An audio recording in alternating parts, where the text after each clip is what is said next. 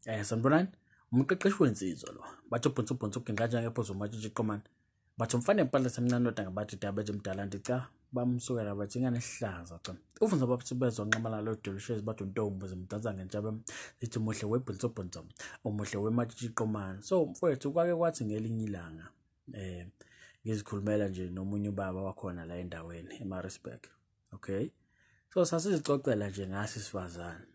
Hayi kuhambe ngxoxweni yethu bese kufika la khona esethi akwazi ukuthi mfowethu nazi izingane zikhula phambi kwakho zamantombazana ziyahlonipha zikubiza ngobhoti ezinye zikubiza ngomalume ngoba nomdala kunazo nazo zibona zigxiza amafinyila phambi kwakho zisancane ngoba kuthi mase size high school sezise high school sezise high school nakho ke manje sezihlosa namabedlana nakho sekuphuma nezingqenyane engatheni then wena usuyaqala usubona usubabuka njengamantombazane ongawashela ulale nawo yabona. So wayehlaba wayehliza ke lo baba leyo nto cha ngakwazi leyo nto ukuthi ingenzeka kanjalo yabona. So angazi kuwena lo mazwi kazokala kanjani yabona, kodwa into enesiqiniseko sayo lawo mazwi kumina awazange afike nje ngephutha ukuthi hayi afika ngephutha nje into mhlawumbe engangafanele ngizwe cha ehloso okuthize ukungifundisa okuthize. So nawe njengoba ubuka le video akufundisa okuthize lawo mazwi kuwena ukuthi wa-interpreta kanjani, kodwa nje into ekufanele uyi-understand mfowethu ukuthi yabona isinqumo osithathayo kufanele ube mindful ngaso ngoba leso sinqumo akusona isinqumo eso-affecta wena kuphela, kunabantu abakuthandayo, kunomndeni wakho, kunabangani bakho, kunabantu abasondelene nawe ongathi uma ungaba senkingeni bephatheke kabuhlungu yabona. So isinqumo osithathayo akubi isinqumo nawe ozigqajayo ngaso. So awukwazi ukuthi mfowethu ungaqala ulale nengane ena 15 years, ingane no 16 years, ingane no 14 years yabona, ngoba ngisho ngathiwa nivumelene kodwa ngokomthetho uyazi nawe ngokomthetho mangatholakala leyo nto, let's say mhlawumbe uyayimithisa ngoba vele yonke into ningakwenza nikwenzayo once umuntu wamithisa indaba isuka lapho. So kugcina sengenelela nama-social worker ngoba phela yothi ingane isizalwa then noma esebeletha-ke leyo ntombazane then befuna ukubona ubaba wengane yabona, bese kuyatholakala ukuthi ubaba wengane wena mbodla endala una 25 years nomuntu una 15 years noma una 14 years wena ubaba wengane then bese uyaboshwa yabona. So awukwazi ukubeka impilo yakho engcupheni ngenxa nje yenkomo nje yabona.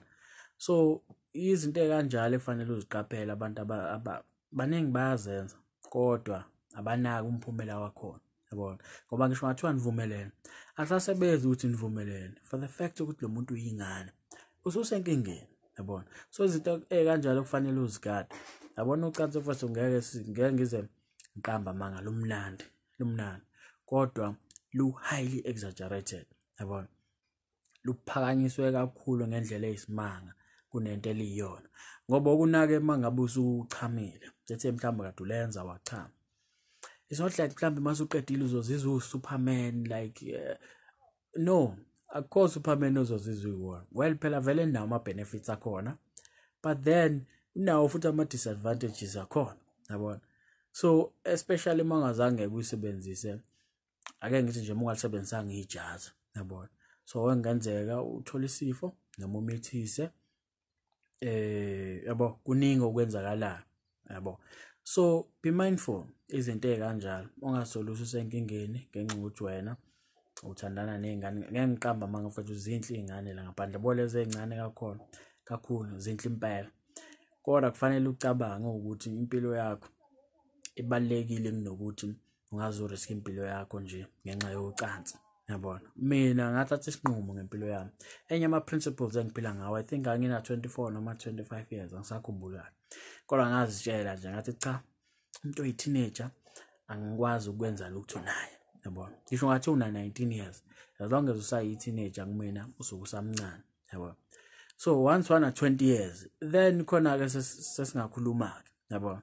Isinqumo nami engasithatha ngoba ngabona sibalekile ukuthi ngisithathe yabo, enye ama-principles engiphila ngawo leyo. So mangathiwa ngithandana nengane na 18 years kobe sengiziphula ubumina. Yabona kuningi okungenzeka mangabe usuphula ama-values noma ama-principles ophila ngawo as umuntu, ngoba vele kubalekile mangabe umuntu ube nama-values or ama-principles ophila ngawo noma okholela kuwo.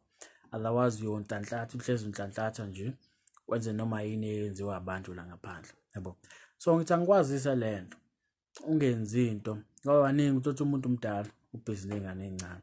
I understand ukuthi lo muntu mangathiwa kuyatholakala lento ayenzayo nengane encane kuyoba njani, njengoba ngikuvezela ukuthi umthetho ngisho ngathiwa nivumelene, hayi besithandana akangifosanga nami bengifunela, but the fact ukuthi mncane wena uyongena enkingeni.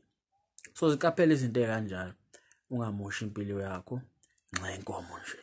Mfowethu ngeke ziningangaka mfowethu, inqwaba kakhulu ukuthi uzungaze ubeke impilo yakhe engcupheni.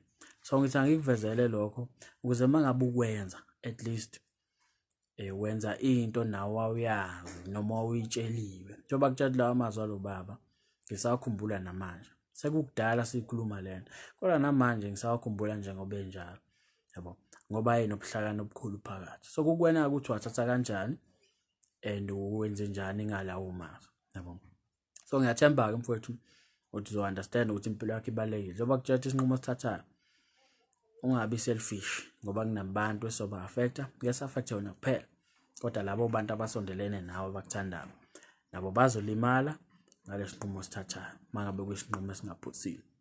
Ngiyathemba ngizwa ke mfethu and uzokwenza accordingly. Sure mfowethu.